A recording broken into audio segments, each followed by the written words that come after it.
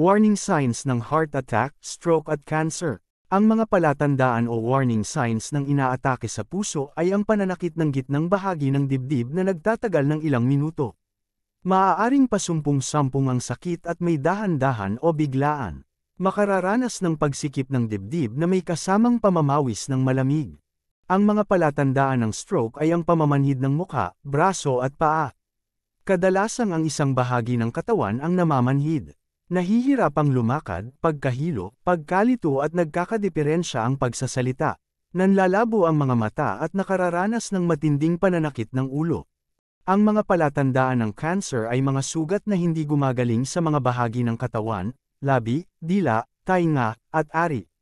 Bukol na hindi masakit at matigas na makikita o masasalat sa suso, kilikili, leeg at bayag. Pagdurugo at pagkakaroon ng abnormal discharge sa ari ng babae, rectum at urinary bladder. Pagbabago sa pagdumi, pagkakaroon ng diarrhea at constipation lalo na paglampas ng edad 40.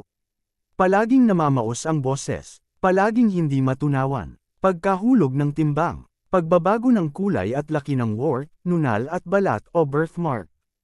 Gusto kong linawin na ang mga nabanggit ay warning signs lamang at hindi ibig sabihin na mayroon ng cancer. Paalala lamang ito para ang apektado ay agad na makakonsulta sa doktor.